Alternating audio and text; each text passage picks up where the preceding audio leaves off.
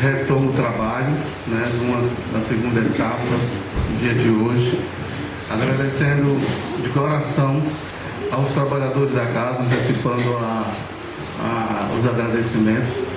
A nossa irmã que Claudicano está ali, Marta, também agradecemos a presença. O pessoal do interior, né, Pedro Velho, o Espírita Renascer, né, de Apodi, né, que está numa pousada 5 estrelas, mas pelo menos na metade da ponta da estrela, que estão aqui na nossa casa, né, dormindo esses dias, né, desde sexta-feira, agradecemos. Né, e agradecemos a presença da equipe que vem colaborando conosco ao longo de, acho que uns 6 meses, se não falha a memória, a gente fazendo reunião, a paciência de cada um, né, naquilo que puderam e fizeram esse evento, esse pequeno seminário na nossa casa ser realizado. Também aqueles colaboradores anônimos que não frequentam a casa, mas que acreditam no trabalho que a gente está tentando realizar. O nosso irmão Maurício, sintam as casas do interior, já mencionadas, representado na pessoa do nosso irmão Maurício, que é de Pedro Velho, tá certo? Então agradecemos desde já e passamos, de certa forma, a palavra, a prece, declinamos a prece para o nosso irmão Arlindo, que tem-nos, ao longo da nossa casa, também foi um dos fundadores, fez participante, teve a coragem, como advogado, de assinar o estatuto da casa, com todas as confianças que ele depositou no nosso trabalho. Então, Arlindo, passamos a palavra para que o nosso irmão queridíssimo Arlindo faça a prece.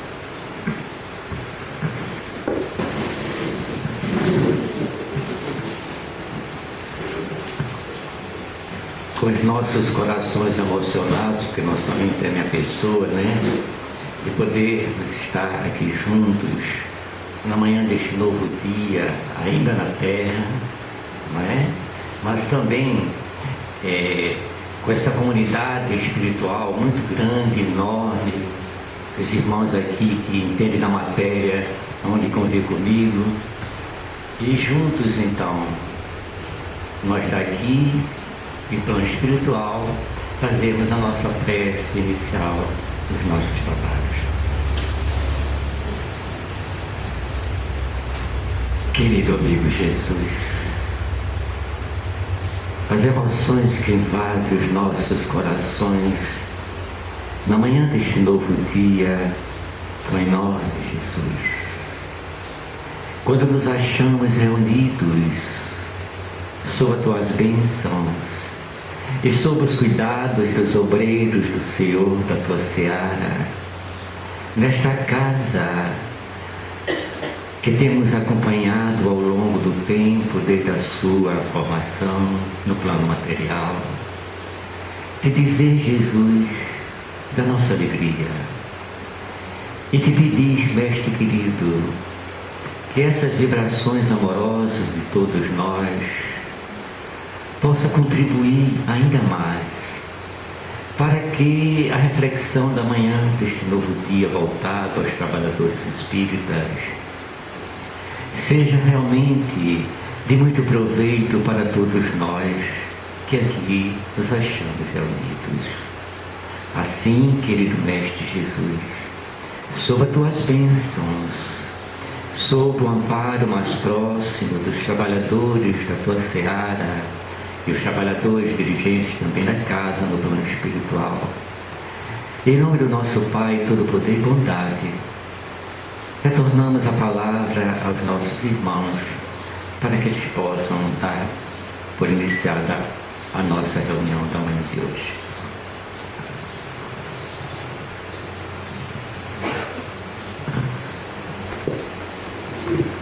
Gostaríamos agora de convidar o professor Severino Celestino para conversar, fechar. O senhor faz o horário.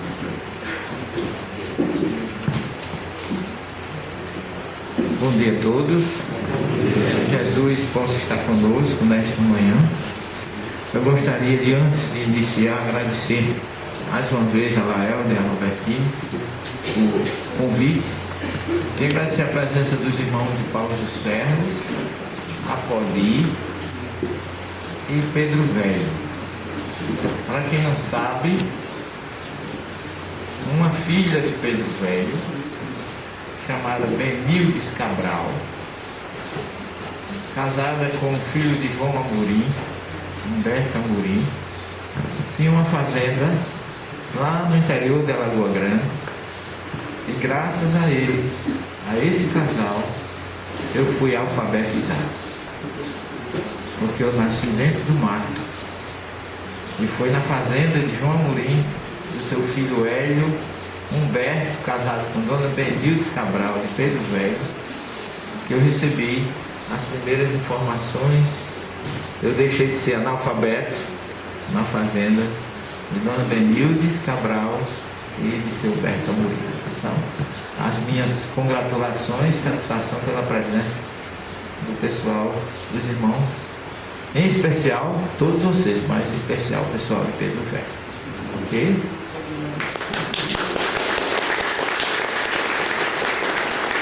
Quem sabe um dia eu ainda conheço essa cidade, né?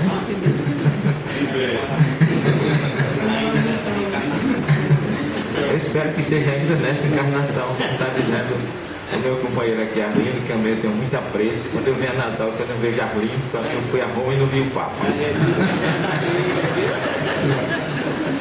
Ele, quando então presidente da federação aqui, ele sempre me recebeu com muito carinho, com muita atenção. Hoje ele me recebe mais ainda, mas naquela época ele deu o apoio, vamos dizer assim, logístico, político, cultural, né? Bem, pessoal, é lógico que eu vou conversar com vocês até aproximadamente 15 para 11, porque às 11 horas a gente faz 15 para 11 um intervalozinho. Depois a gente vai até 11 horas, 11 e pouco, e até 11h40 a gente tira dúvida e complementa o que for necessário. Porque não pense que no amanhã a gente pode falar de médios e mediunidades, né? Que, aliás, se a gente for analisar, acho que 99,9% dos que estão aqui estão por causa de mediunidades. Porque ninguém está isento, né, dessa sintonia espiritual, nem que seja intuitiva. Mas todos nós temos em um grau qualquer uma faculdade, um princípio, uma centelha que nos faz essa ligação com o mundo material e o mundo espiritual. Porque Deus criou o universo, criou os homens se aperfeiçoaram, criaram as lunetas, os telescópios, criaram tantas coisas para a gente entrar em contato com outras estruturas siderais. Mas Deus nos deu a condição de entrar em contato com o mundo espiritual, nos dando a mediunidade, que é considerado um sexto sentido, porque ele vem além dos 5 naturais que a gente já tem. Só que mediunidade é uma coisa muito séria. A mediunidade não é boa nem é ruim, ela é neutra. Bom ou ruim é o uso que a gente pode fazer dela. Está em nossas mãos fazê-la dela boa, útil, ou também fazê-la inútil em nossa vida. Então nós vamos conversar um pouco sobre isso e sobre a importância daquele que abraça ou entra ou começa a exercer a faculdade mediúnica. Porque mediunidade você traz. Agora a educação, o aperfeiçoamento, você consegue com o estudo. O grau de mediunidade que você tem é seu. Mas a aplicabilidade dele, a forma mais correta, a gente adquire na doutrina espírita. Existem médios em todas as religiões, em todos os locais do mundo tem médio. Agora, eu acho que o médio sofre menos, ou se perde menos, ou tem menos dificuldade quando ele milita nas fileiras da doutrina espírita. Porque se vocês forem para Amazonas hoje, fazer um passeio lá no Rio Negro, vocês não podem ir do jeito que estão aqui. Nós precisaremos de repelente, de botas especiais, de roupas especiais, porque é um local diferente do que nós convivemos. Para se transitar na mediunidade, a gente também precisa de princípios, de aparatos, de cuidados, porque é um mundo desconhecido. E é um mundo desconhecido que pode nos elevar ou também fazer com que a gente venha fracassar ou cair. Daí porque mediunidade, hoje, a gente só pode ter e conhecer bem se tiver à frente a codificação de Allan Kardec. Outras religiões não preparam os seus seguidores para essa faculdade tão natural. Tem gente que até não acredita nem na existência de vida, religião mesmo cristã, que não acredita na existência de vida pós-morte, acha que morre, fica dormindo, esperando um dia que alguém venha despertar, não é? Então, como acreditar em fenômenos? Porque a mediunidade é uma coisa tão natural, tão espontânea, que graças a ela é que a gente pode receber notícias do mundo espiritual.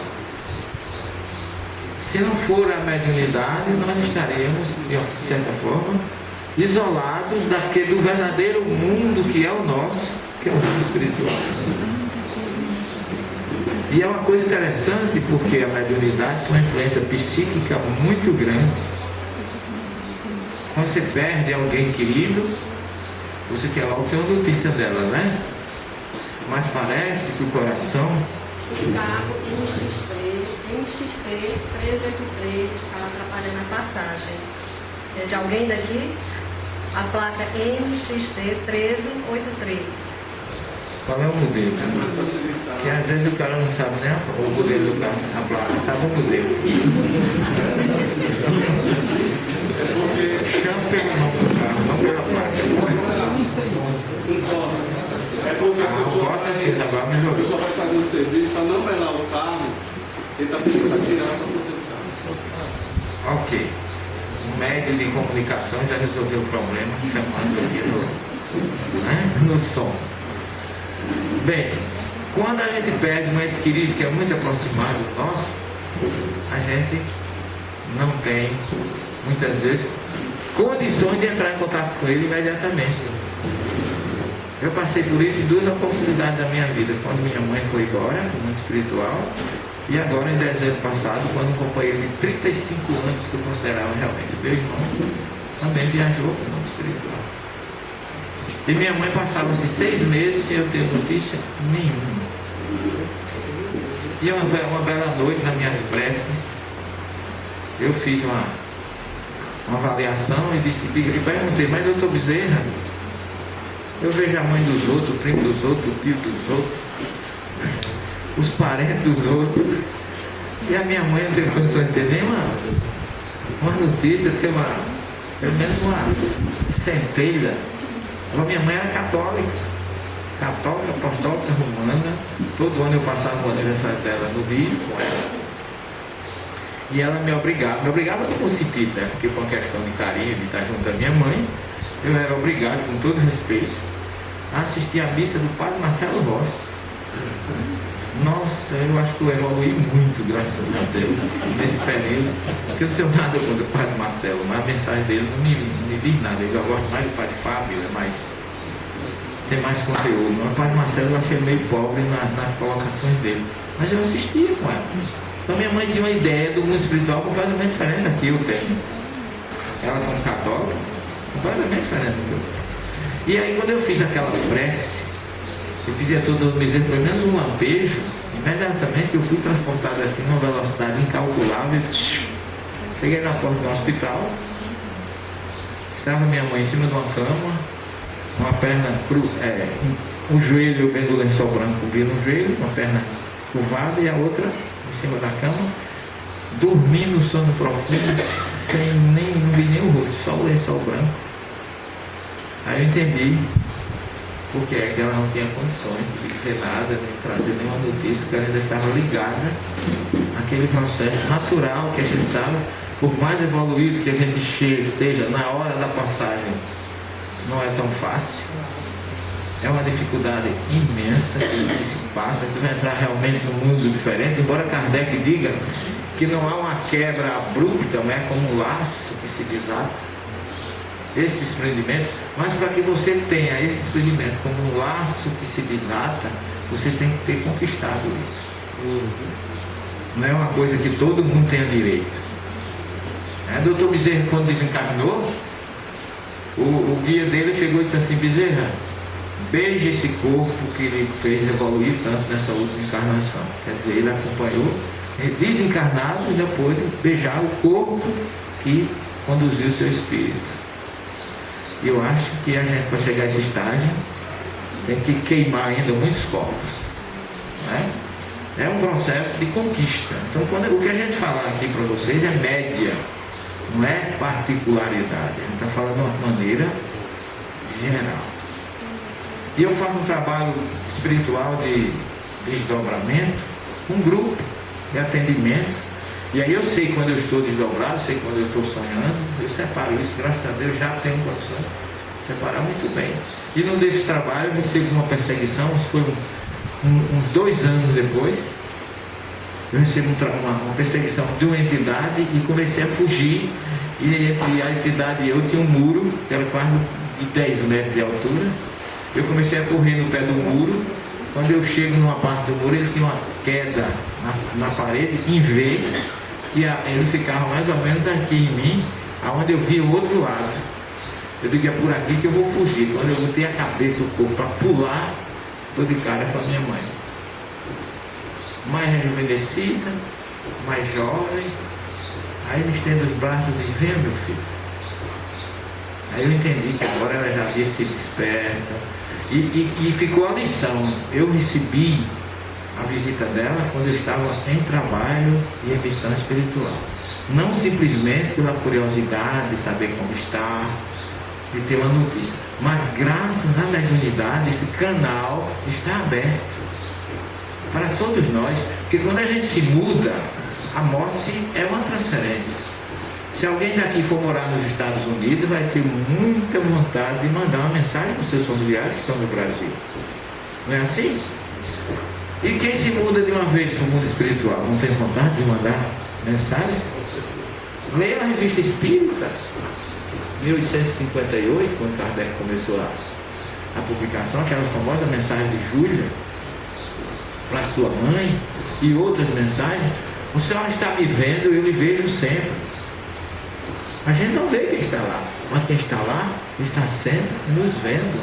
E por que você não me dá notícia? Porque você ainda não tem condições de me ver. Você me ver vai ser um choque.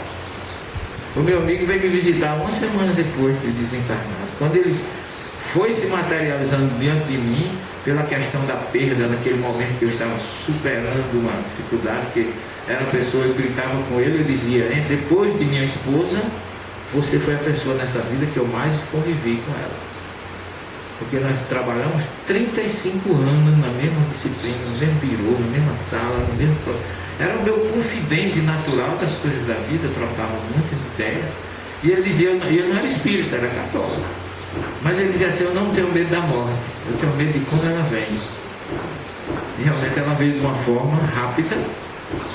Mas quando ele se materializou na minha frente, eu tomei um choque. Ele desapareceu, porque eu acho que ainda não estava no momento, não estava preparado ainda. E quem nos dá essas regras de comportamento, de conduta, é o nosso querido mestre Leonês Allan Kardec. E logicamente que essa mediunidade, seu suporte de Jesus, que foi o grande médium de Deus no planeta Terra, por isso que ele dizia: eu e o Pai somos um. Ele estava sintonizado diretamente com a missão que Deus lhe confiou. Mais um pouco de tempo e não me vereis, mais um pouco de tempo e tornareis a ver. Então Jesus deixou para nós ensinamentos diversos, fenômenos mediúnicos diversos, levitação, transfiguração, está lá no Evangelho, em muitas passagens, e que Kardec, com o seu senso de mestre, de professor, de pedagogo, ele trouxe para nós com muita propriedade. E Jesus,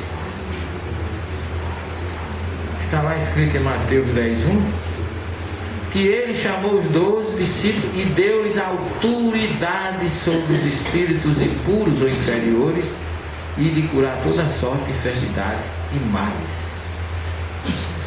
Como é que alguém dá autoridade a outro?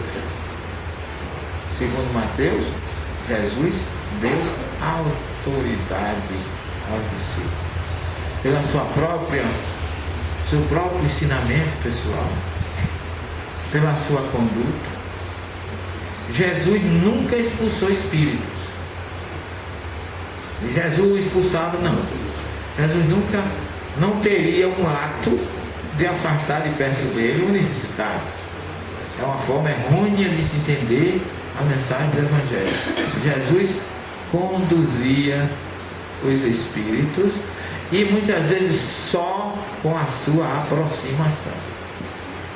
Ele não precisava dizer nada. Naquele famoso episódio de Decápolis, quando ele atravessa o mar do outro lado, lá em Gadareno, se lembra dos auxiliares lá?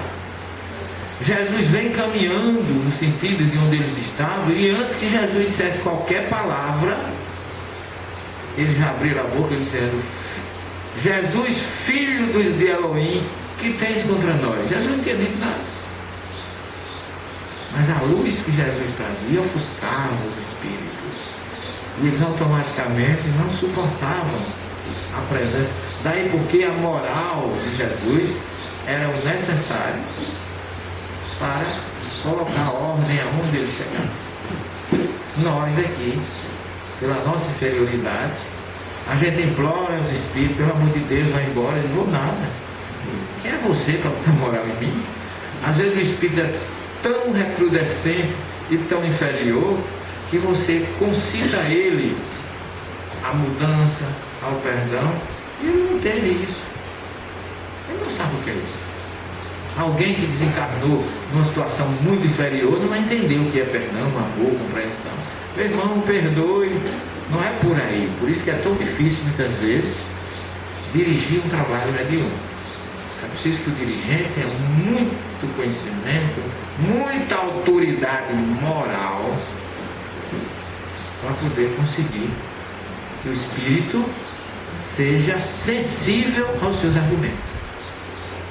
Lembre-se que na obra Voltei, o irmão Jacó, o antigo vice-presidente da Federação Brasileira, espírito brasileiro ainda, presidente da Casa Edson do Rio de Janeiro, o Frederico Finge, né?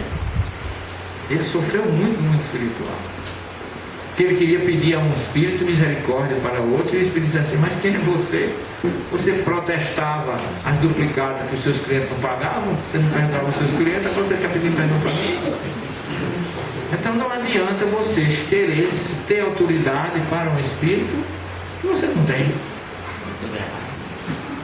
Então é preciso que você tenha conhecimento e moral, porque sem moral você não vai chegar a lugar nenhum.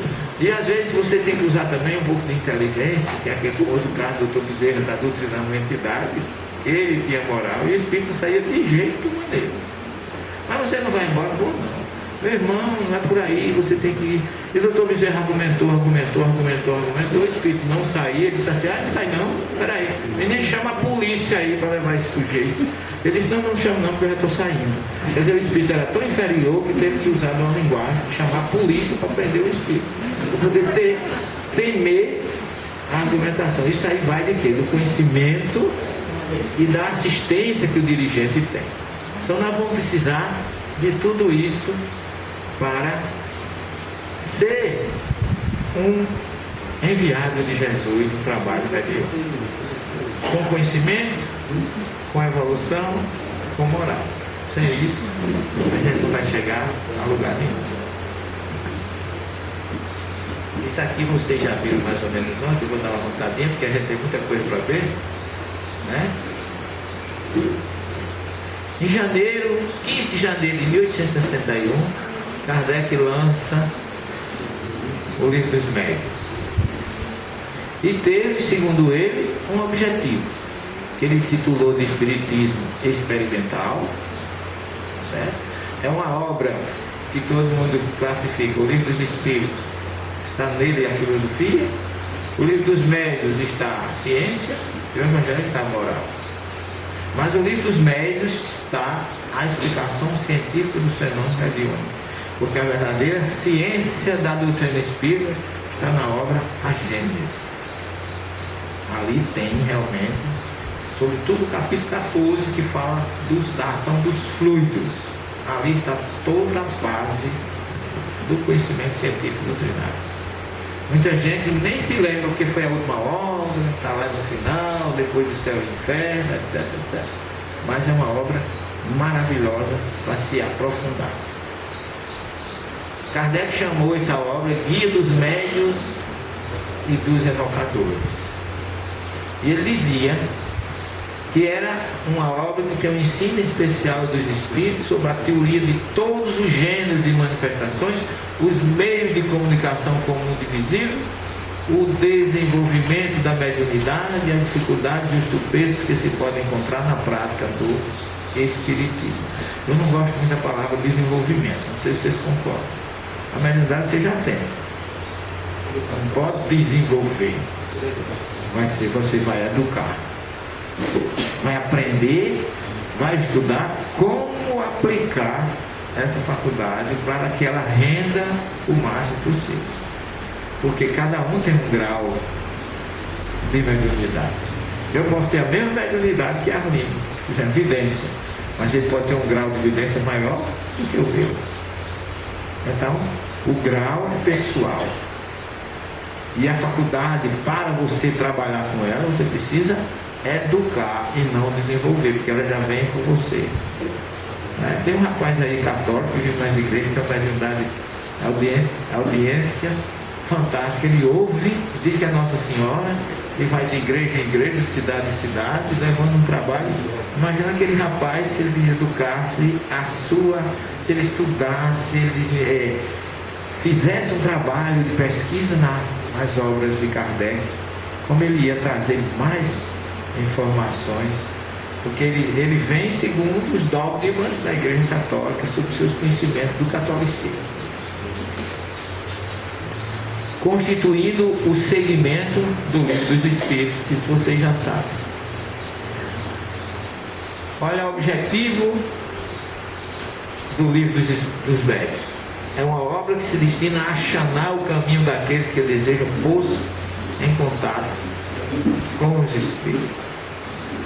É um português meio arcaico, né? Achanar.